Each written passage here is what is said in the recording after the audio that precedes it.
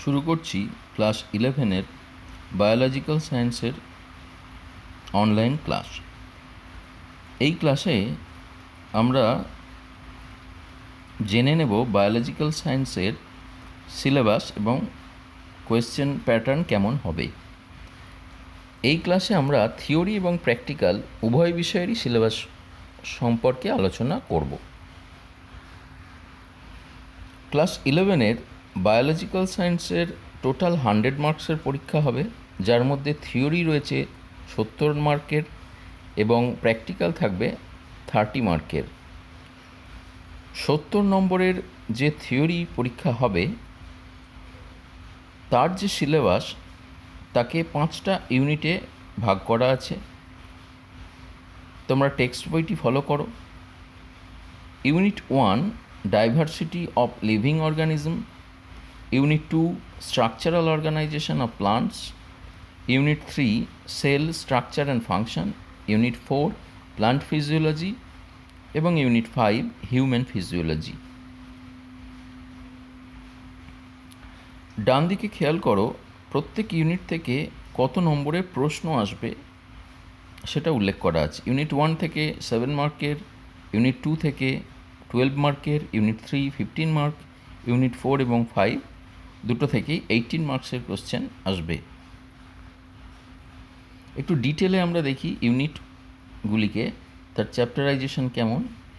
Unit 1-এ আমাদের 3টি chapter থাকছে: সায়েন্স অফ লাইফ অর্থাৎ জীবনের বিজ্ঞান, ট্যাক্সোনমি অ্যান্ড সিস্টেমেটিক্স এবং লিভিং অর্গানিজমের ক্লাসিফিকেশন। ইউনিট 2 এখানে 2টি চ্যাপ্টার থাকছে: structural organisation of in plants and structural organisation in animals. Unit 3 থেকে থাকছে 3টি chapter: cell, chemical constituents of living cell এবং সেল ডিভিশন। ইউনিট 4 এখানে 5টি চ্যাপ্টার রয়েছে: movement of water, food, nutrition and gases, plant nutrition and minerals, respiration, photosynthesis এবং plant growth and development. Unit 5 থেকে থাকছে 7টা chapter: digestion and absorption, breathing and respiration, body fluids and circulation, excretory products and their elimination, locomotion and movement, neural control and coordination, chemical coordination and regulation. এখানে চ্যাপ্টারগুলোকে আমি ইংরেজিতেই বললাম, তোমরা text বইটা follow করবে, সেখানে চ্যাপ্টারগুলির বাংলা নাম পেয়ে যাবে এবং সেখান থেকে তোমরা দেখবে এই যে চ্যাপ্টারগুলো বা বিষয়গুলো রয়েছে এগুলোর বেশিরভাগটাই তোমরা ক্লাস 9-এ পড়ে এসেছো সংক্ষিপ্ত আকারে, কিন্তু ক্লাস 11-এ এই বিষয়গুলোকেই তোমাদের অনেক বিস্তারিতভাবে জানতে হবে। চলো এবার আমরা দেখি কোয়েশ্চেন প্যাটার্নটা কেমন হবে। এখানে ইউনিট ওয়াইজ কোয়েশ্চেন কত নম্বরের প্রশ্ন থাকছে সেটা তো আমরা আগেই জেনেছি। এখন কোয়েশ্চেন টাইপ অনুযায়ী আমরা মার্কস ডিস্ট্রিবিউশনটাও দেখব। ছকটি খেয়াল করো ভালো করে। ইউনিট 1 এখানে 1 মার্কের এমসিকিউ থাকছে 2টো, 1 মার্কের ভেরি শর্ট অ্যান্সার কোয়েশ্চেন থাকছে না। শর্ট অ্যান্সার কোয়েশ্চেন টাইপ 1 2 মার্কের কোয়েশ্চেন থাকছে একটা, 3 মার্কের কোয়েশ্চেন থাকছে একটা, টোটাল 7 মার্কের কোয়েশ্চেন থাকছে। এখানে কোনো 5 মার্কের কোয়েশ্চেন থাকছে না। ইউনিট 2 থেকে এমসিকিউ থাকছে 3টে, very short answer type question 1 মার্কের একটা প্রশ্ন থাকছে, 2 মার্কের একটা প্রশ্ন থাকছে, 3 মার্কের 2টো প্রশ্ন থাকছে। এখানেও কোনো 5 মার্কের প্রশ্ন থাকছে না। টোটাল 12 মার্কের প্রশ্ন থাকছে এই ইউনিট থেকে। ইউনিট 3 থেকে এমসিকিউ থাকছে 2টো, 1 মার্কের শর্ট অ্যান্সার টাইপ কোয়েশ্চেন থাকছে না, 2 মার্কের কোয়েশ্চেন থাকছে একটা, 3 মার্কের কোয়েশ্চেন থাকছে 2টো, 5 মার্কের কোয়েশ্চেন থাকছে একটা, টোটাল 15 মার্কের কোয়েশ্চেন থাকছে। প্ল্যান্ট ফিজিওলজি থেকে 1 মার্কের কোয়েশ্চেন থাকছে 4টে, এমসিকিউ 1 মার্কের কোয়েশ্চেন থাকছে একটা, 2 মার্কের কোয়েশ্চেন থাকছে একটা, 3 মার্কের কোয়েশ্চেন থাকছে দুটো এবং 5 মার্কের কোয়েশ্চেন থাকছে একটা। টোটাল 18। হিউম্যান ফিজিওলজি থেকে 1 মার্কের এমসিকিউ থাকছে 3টে, 1 মার্কের কোয়েশ্চেন থাকছে দুটো, 2 মার্কের কোয়েশ্চেন একটা, 3 মার্কের কোয়েশ্চেন দুটো এবং 5 মার্কের কোয়েশ্চেন একটা। Total 18 marks.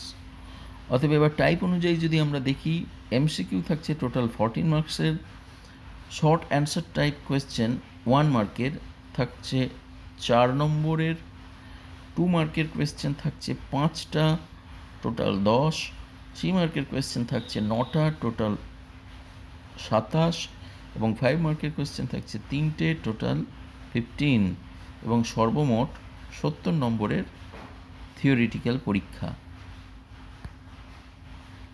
কোশ্চেন সম্পর্কে আর একটু ধারণা নিই। তোমাদের কোশ্চেন পেপারে দুটো সেকশন থাকবে, সেকশন 1 এবং সেকশন 2। সেকশন 1-এ 14টা এমসিকিউ থাকবে, যেখানে কোনো অপশান পাবে না। সেকশন 2-তে 4 ধরনের প্রশ্ন থাকবে, ভিএসএ অর্থাৎ ভেরি শর্ট অ্যান্সার টাইপ 1 মার্কের কোয়েশ্চেন, যেটা কোয়েশ্চেন নাম্বার 1 থেকে 4 পর্যন্ত থাকবে 4টে, 2 ভেরি অ্যান্সার টাইপ কোয়েশ্চেন 1 যেটা 2 মার্কের কোয়েশ্চেন, এক্ষেত্রে 5টা প্রশ্ন থাকে, question number 5 to 9। Very short answer type question 2 3 মার্কের, যেটা 9টা প্রশ্ন থাকবে, কোয়েশ্চেন নাম্বার 10 থেকে 18 এবং লং অ্যান্সার টাইপ কোয়েশ্চেন 5 মার্কের 3টে প্রশ্ন থাকবে, 19 থেকে 21। মার্কস ডিস্ট্রিবিউশন কেমন হবে? শর্ট অ্যান্সার টাইপ কোয়েশ্চেন 1 2 মার্কের কোয়েশ্চেন ডাইরেক্ট 2 থাকতে পারে অথবা 1+1-এ ভাঙা থাকতে পারে, এখানে মার্কস ডিস্ট্রিবিউশন দেখানো নাও থাকতে পারে। Answer type short answer type 2 3 মার্কের কোয়েশ্চেন ডাইরেক্ট থাকতে পারে অথবা 3কে 2+1-এ ভাঙা থাকতে পারে। লং অ্যান্সার টাইপ কোয়েশ্চেন্সের ক্ষেত্রে 5 মার্কস টানা হতে পারে অথবা সেটা 3+2 অথবা 4+1-এ ভাঙা থাকতে পারে। ইন্টারনাল অপশানের ব্যাপারটা কি বলি, এখানে বিভিন্ন ইন্টারনাল অপশান তোমরা পাবে। ইন্টারনাল অপশানের ক্ষেত্রে মনে করো 5টা, আমাদের নর্মাল যে অপশান সিস্টেম, সেক্ষেত্রে কী হয়, 5টা প্রশ্নের মধ্যে থেকে ধরো তোমাকে 3টে প্রশ্নের উত্তর লিখতে হবে। সেক্ষেত্রে কোশ্চেনের মার্কিং এমন হয়, question number 1, question number 2, question number 3, question number 4 এবং কোশ্চেন নাম্বার 5, এর মধ্যে থেকে তোমাকে যে কোনো 3টি প্রশ্নের উত্তর লিখতে হয়। কিন্তু ইন্টারনাল অপশান দিয়ে প্রশ্ন হলে সেখানে কোশ্চেন নাম্বার 1, কোশ্চেন নাম্বার 2 এবং কোশ্চেন নাম্বার 3 এইভাবেই থাকবে। এবং মনে করো কোশ্চেন নাম্বার 1 এবং কোশ্চেন নাম্বার 3-তে ইন্টারনাল অপশান আছে, তাহলে এমন হবে কোশ্চেন নাম্বার 1-এ একটি প্রশ্ন থাকবে অথবা আরেকটি প্রশ্ন, কোশ্চেন নাম্বার 2-তে একটি প্রশ্ন এবং কোশ্চেন নাম্বার 3-তে একটি প্রশ্ন অথবা আরেকটি প্রশ্ন। অতএব এখানে তুমি যদি 2 নম্বরের প্রশ্নটা না করো কিন্তু 1-এর 2টি প্রশ্নই করো এবং 3-এর একটি প্রশ্ন করো, তাহলে কিন্তু তুমি 3টে প্রশ্নের জন্য নম্বর পাবে না, এখানে তুমি 2টি প্রশ্নের জন্য নম্বর পাবে। ইন্টারনালের অপশানের ব্যাপারটা এরকম। এবার আমরা প্র্যাকটিক্যালের বিষয়টায় আসি। এখানে 3 ঘন্টা সময় পাওয়া যাবে 30 মার্কের পরীক্ষার জন্য। আমাদের সারা বছর কিছু এক্সপেরিমেন্ট করতে হবে, সেই এক্সপেরিমেন্টগুলোকেই দুটি নিয়ে একটি কম্বিনেশান করে দেওয়া থাকে, এটা কাউন্সিল করে দেয়। তোমাদেরকে লটারির মাধ্যমে সেই কম্বিনেশান সিলেক্ট করতে হয় এবং সেই কম্বিনেশানে উল্লিখিত 2টো এক্সপেরিমেন্ট ক্লাসে করতে হবে এবং এই দুটির জন্য 7-7 14 নম্বর বরাদ্দ আছে। সারা বছর আমাদের বিভিন্ন বিষয় সিলেবাসের মধ্যে থাকাকে আমাদের শনাক্ত করতে হবে এবং সেগুলি আমাদের খাতায় লিপিবদ্ধ করতে হয়। সেই বিষয়গুলির মধ্যে থেকেই 3টি নির্বাচন করা থাকবে এবং তোমাদেরকে সেগুলোকে শনাক্ত করতে হবে সঠিকভাবে এবং কি দেখে বা কোন বৈশিষ্ট্য দেখে শনাক্ত করলে এরকম একটি বৈশিষ্ট্য তোমাকে উল্লেখ করতে হবে এবং প্রত্যেকটা সঠিক শনাক্তকরণ বা আইডেন্টিফিকেশানের জন্য উইথ রিজন 2 নম্বর করে, মোট 3টের জন্য 6 নম্বর। আমাদের একটা ইনভেস্টিগেটরি প্রজেক্ট করতে হয়, সেই প্রজেক্টটা জমা করতে হয়, তার জন্য 3 এবং তার ওপর প্রজেক্ট বেসড কিছু প্রশ্ন থাকে, এর জন্য থাকে 2। সারা বছর যে প্র্যাকটিক্যাল খাতা করেছি তার জন্য 3 নম্বর, এবং এক্সপেরিমেন্ট রিলেটেড কিছু প্রশ্ন থাকে তার জন্য 2 নম্বর। এই টোটাল 30 নম্বরের প্রশ্ন বা পরীক্ষা আমাদের প্র্যাকটিক্যাল পরীক্ষাটা হয়। বিভিন্ন লিস্ট অফ এক্সপেরিমেন্ট আমরা দেখি, বিভিন্ন ধরনের এক্সপেরিমেন্ট আমাদের রয়েছে, যে এক্সপেরিমেন্টগুলো আমাদের করতে হবে সারা বছর, যার মধ্যে রয়েছে প্রথমেই আমাদের লোকালি অ্যাভেলেবল নিকটবর্তী এলাকায় পাওয়া যায় এমন সোলানেসি, ফ্যাবেসি এবং লিলিয়েসি গোত্রের উদ্ভিদের বর্ণনা করতে হবে। একবীজপত্রী ও দ্বিবীজপত্রী উদ্ভিদের মূল ও কাণ্ডের প্রস্থচ্ছেদের প্রস্তুতি এবং অধ্যয়ন করতে হবে। পটাটো অসমোমিটারের সাহায্যে অভিস্রবণ অধ্যয়ন করতে হবে। রিও পাতার ত্বকীয় আবরণ থেকে প্লাজমোলাইসিস পর্যবেক্ষণ, পাতার ঊর্ধ্বতল এবং নিম্নতলে পত্ররন্ধ্রের বিন্যাস পর্যবেক্ষণ, বিষমপৃষ্ঠ পাতার ঊর্ধ্বত্বক ও নিম্নত্বকে বাষ্পমোচনের তারতম্যের পরীক্ষা, সুগার, শ্বেতসার বা স্টার্চ, প্রোটিন এবং ফ্যাটের উপস্থিতির পরীক্ষা, উপযুক্ত উদ্ভিজ্জ এবং প্রাণীজ মেটেরিয়াল থেকে পেপার ক্রোমাটোগ্রাফির মাধ্যমে উদ্ভিদের রঞ্জক অপসারণ, পাতার কলা বা ফুলের কুঁড়ি বা অঙ্কুরিত বীজ থেকে শ্বসনের হার নির্ণয়, মূত্রে ইউরিয়ার উপস্থিতি, মূত্রে সুগারের উপস্থিতি, মূত্রে অ্যালবুমিনের উপস্থিতি নির্ধারণের পরীক্ষা, মূত্রে পিত্ত লবণের উপস্থিতি নির্ণয়ের পরীক্ষা।